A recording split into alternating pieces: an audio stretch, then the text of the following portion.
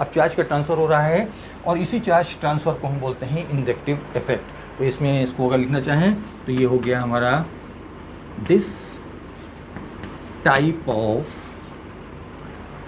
Inductive effect की बात हो रही है, तो this type of transmission of charge कैसा है, फ्रैक्शनल है, कंप्लीट नहीं है, तो transmission of fractional charge along the chain, और किसकी वजह हो रहा है, due to electronegativity is known as inductive effect। ये हो गया इंडक्टिव इफेक्ट।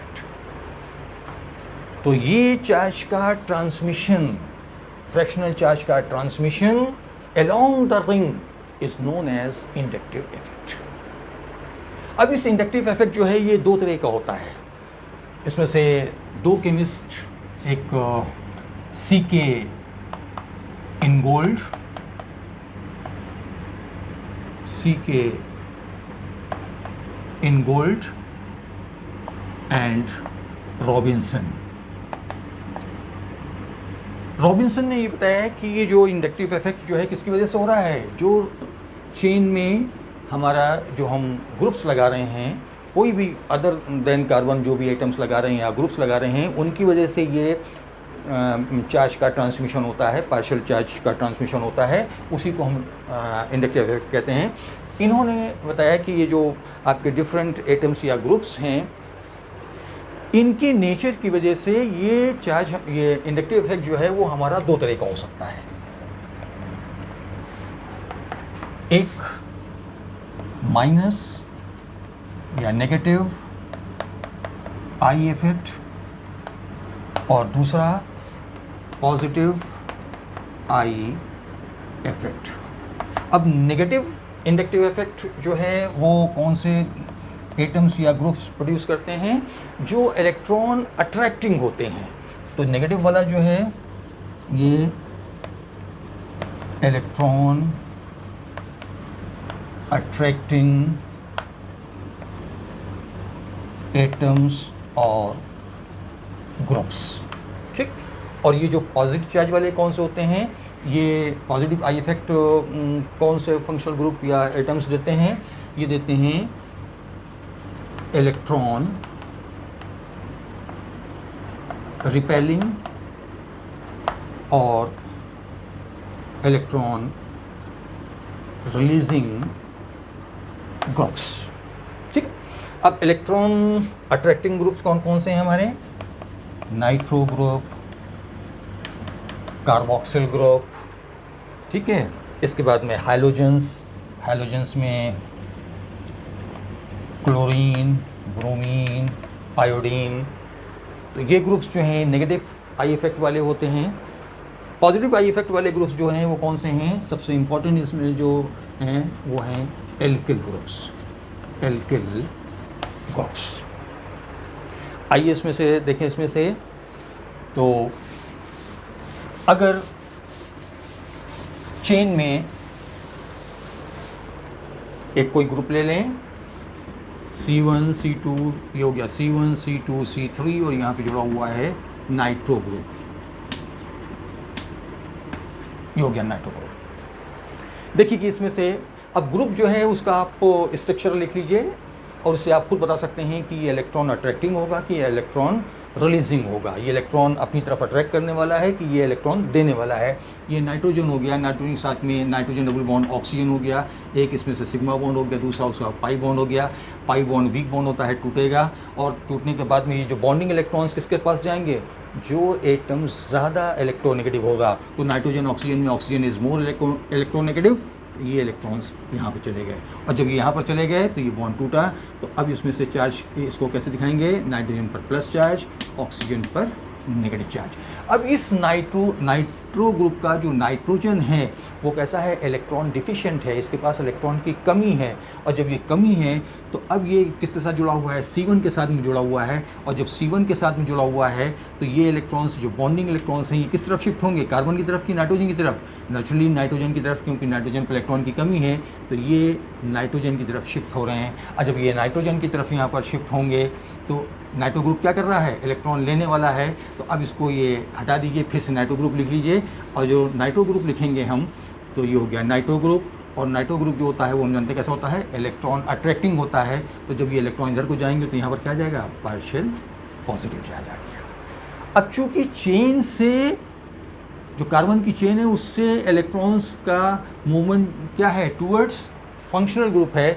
तो जब ये रिंग वहाँ से इलेक्ट्रॉन्स ले रहा है तो ये कौन सा हो गया, नेगेटिव आई इफेक्ट।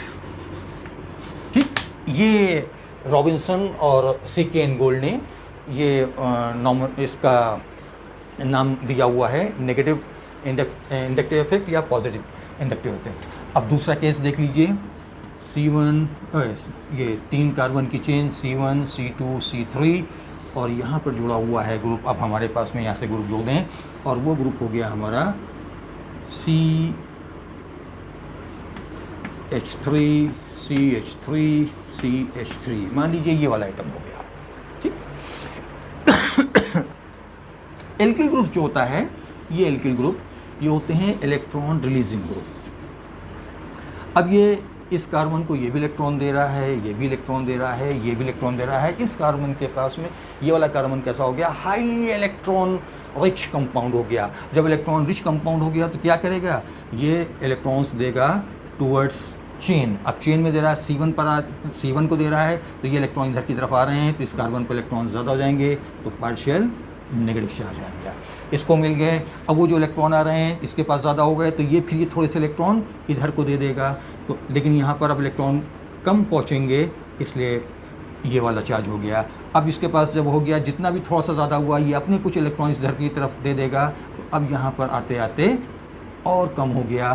तो ये जो आपका एल्किल ग्रुप था, टर्शियरी ब्यूटिल ग्रुप जो है, ये टर्शियरी ब्यूटिल ग्रुप जो है इलेक्ट्रॉन रिलीजिंग ग्रुप है, हाईली इलेक्ट्रॉन रिलीजिंग ग्रुप है। और जब ये इलेक्ट्रॉन रिलीज़ कर रहा है यहाँ से तो सबसे ज़्यादा यहाँ पर इलेक्ट्रॉन की डेंसिटी बढ़ेगी, उससे थोड़ी सी कम यहाँ पे बढ़ेगी और सबसे कम यहाँ पे बढ़ेगी। 3 कार्बन के बाद भी अगर कार्बन लगा हुआ है तो ये जो इस कार्बन पर कोई इलेक्ट्रॉन डेंसिटी नहीं बढ़ेगी, इसका इफेक्ट यहाँ तक 3 कार्बन के बाद नहीं होता है। तो अब चूँकि यहाँ पर देख रहे हैं कि ग्रुप जो है वो कार्बन चेन में, ग्रुप से कार्बन चेन की तरफ ट्रांसमिशन हो रहा है इलेक्ट्रॉन चार्ज का, इलेक्ट्रॉन क्लाउड का, तो इस वाले को हम बोलते हैं पॉजिटिव आई इफेक्ट। ये हो गया पॉजिटिव आई इफेक्ट। ठीक है, नेगेटिव आई इफेक्ट में जो हमने ग्रुप्स लिखे हुए हैं उसमें देख लीजिए सबसे ज़्यादा आपका नेगेटिव आई इफेक्ट वाला जो ग्रुप है वो इंडक्टिव इफेक्ट सबसे ज़्यादा किसका होता है, नाइट्रो का होता है। नाइट्रो के बाद में कार्बोक्सिलिक ग्रुप का, कार्बोक्सिलिक ग्रुप से भी कम जो है वो होता है आपके हैलोजेंस में, और हैलोजेंस में भी क्लोरीन का, इसके बाद ब्रोमीन का और उसके बाद आयोडीन का। तो ये तो हो गया नेगेटिव आई इफेक्ट का सीक्वेंस, राइट। और ये नीचे हो गया सीक्वेंस इसमें से। अब इसमें एल्किल ग्रुप में अगर लिख लें तो इसकी जगह खाली अगर CH3 भी लिख लें हम, 1 2 3 और ये जुड़ा हुआ है CH3 जो है रिलीज़ करेगा लेकिन इसके कंपेरिजन में कम करेगा, लेकिन फिर भी यहाँ पे आ गया पार्शियल नेगेटिव चार्ज आ गया। तो ये इलेक्ट्रोपॉजिटिव, तो ये आपका पॉजिटिव इंडक्टिव इफेक्ट हो गया। अब आइए इसमें से इंडक्टिव इफेक्ट की application of inductive effect.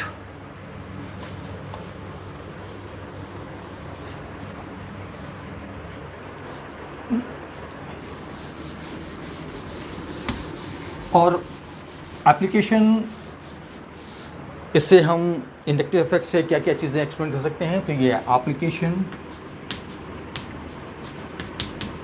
Of inductive effect. ठीक, अब इसमें से पहला डाइपोल मोमेंट। इंडक्टिव इफेक्ट की वजह से ये इंडक्टिव इफेक्ट जो है वो मॉलिक्यूल में डाइपोल मोमेंट डेवलप करता है, डाइपोल पोलराइजेशन होता है जिससे कि उसमें डाइपोल मोमेंट प्रोड्यूस कर देता है। Second, bond length. इस इंडक्टिव इफेक्ट की वजह से मॉलिक्यूल में एटम्स के बीच की जो बॉन्ड लेंथ है वो बॉन्ड लेंथ भी चेंज हो जाती है due to inductive effect. And third one is strength of fatty acids. Fourth one is strength of halogen acids, halogen substituted acids लिखिए, halogen substituted acids. Fifth one is strength of base की जो strength है वो भी very करती है कि उस बेस में कौन सा ग्रुप जुड़ा हुआ है, इंडक्टिव इफेक्ट जो है उसकी वजह से क्या हो रहा है, तो strength of base. And the six one is most important is reactivity of carbonyl compounds.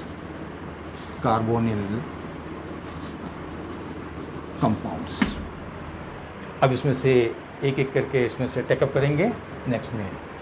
Thank you.